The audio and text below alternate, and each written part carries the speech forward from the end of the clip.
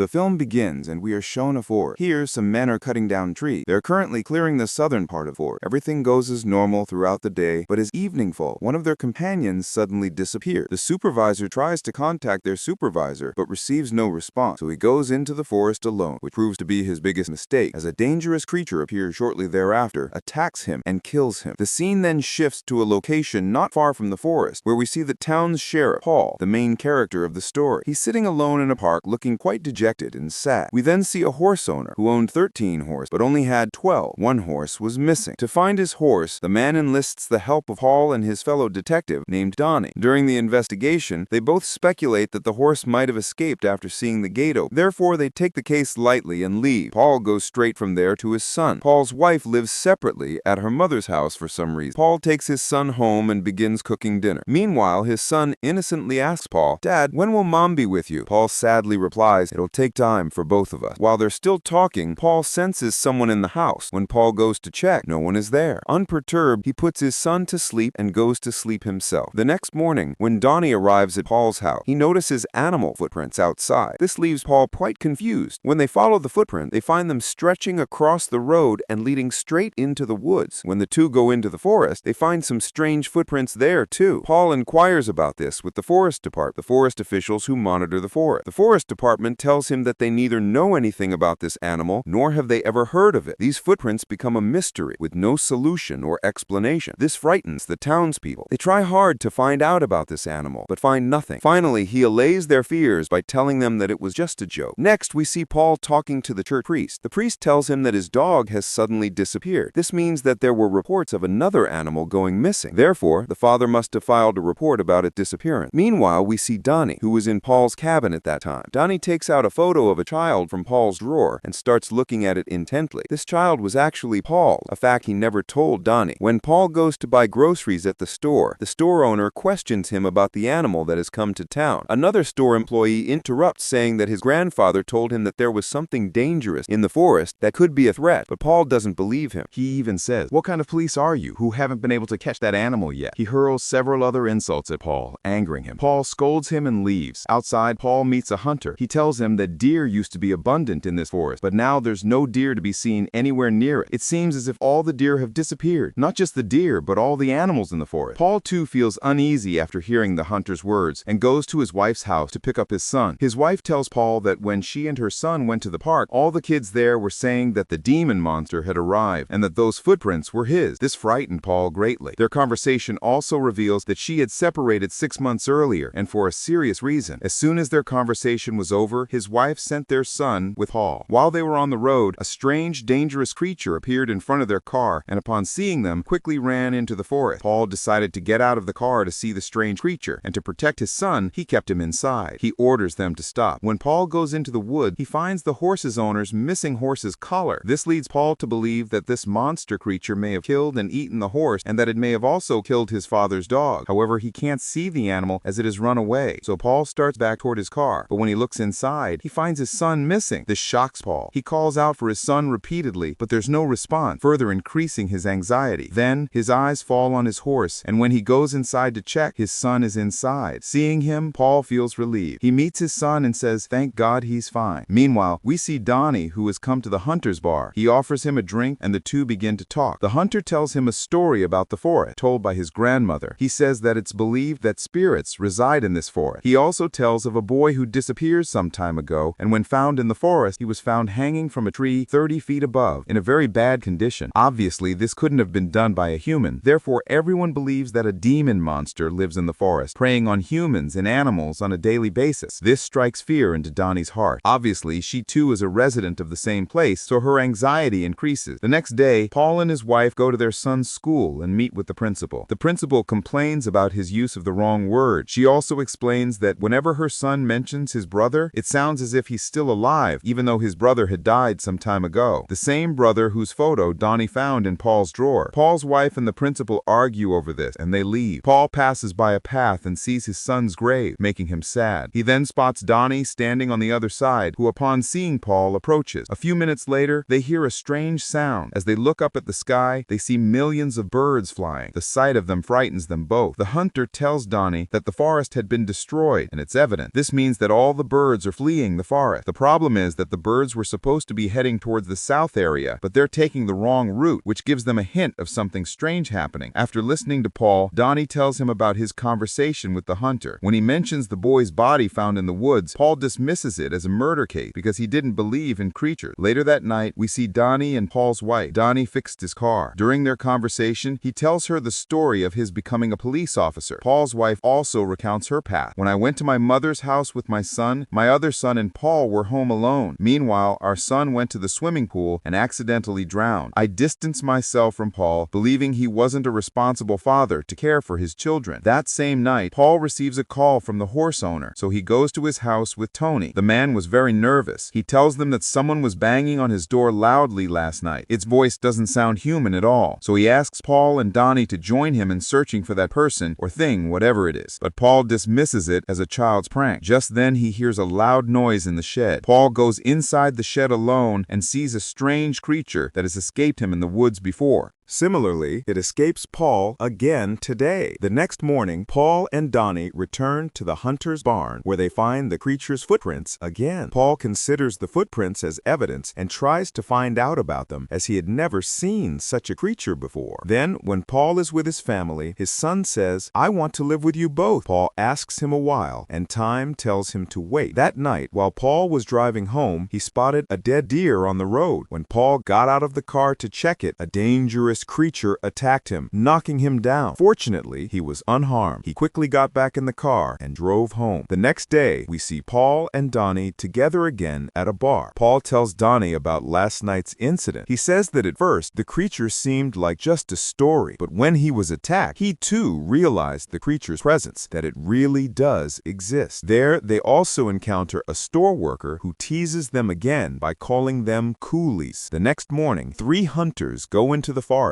to hunt animals, unaware that the creature is watching them. The 3 of them viciously attack each one of them one by one as soon as it finds an opportunity. Sometime later, Paul passes through the forest and suddenly remembers his son. He behaves strangely, calling out for him. Hearing Paul's voice, a hunter who is seriously injured comes to him. Paul takes him with him to help and inquire. The hunter tells him everything that happened in the forest. Hearing this, Paul also understands that the forest has become very dangerous, and the creatures there are very cunning and dangerous. Just then, the hunter, his companion, calls Paul and tells him to hurry to the forest. When Paul reaches the forest, he sees the bodies of the 2 remaining hunters hanging from a tree who were brutally killed. Seeing this, Paul orders everyone to leave the forest and personally calls the forest department team to arrive. The evening weather turns icy, causing everyone in the town to stay indoors, and the entire town becomes deserted. When Tony visits Paul at his house, Paul shows him a report and tells him that a team has disappeared. It was actually the same woodcutters shown at the beginning of the film. According to Paul, clearing the forest has freed the creature. The store boy then comes to Paul's house and shows him a video in which a creature is clearly seen running and suddenly disappearing. After everyone leaves, Paul hears his son screaming because the creature has come to their house, which is terrifying. Paul quickly locks his son in the bathroom and calls Donnie for help. He soon arrives. Donnie tries desperately to catch the creature, but to no avail. Now, with the lives of the townspeople also in danger, Paul and Donnie take everyone to the church to keep them safe. However, numerous creatures have also appeared outside the church and begin roaring terribly. Paul sends everyone to the basement and, along with Donnie, goes to confront the creature. Meanwhile, a creature injures Donnie. However, he also shoots the creature in the shoulder, wounding it. But before the creature can kill Donnie, Paul arrives and shoots it dead. After a while, everyone emerges from the basement, overjoyed, thinking the danger has passed. But then, Donnie and Paul notice a shocking and alarming fact. The creature's wounds are healing on their own, indicating that it will recover and return to life. This leads them to believe that this is no ordinary creature, but a demon creature, possessed by a terrifying, evil spirit, and that there are countless creatures like it. The fear is not just present, but has spread beyond. As these terrifying creatures surround the church, their doom is now clearly visible, as they will destroy the entire world. They will spare no one, humans or animals, and the film concludes with this horrific ending.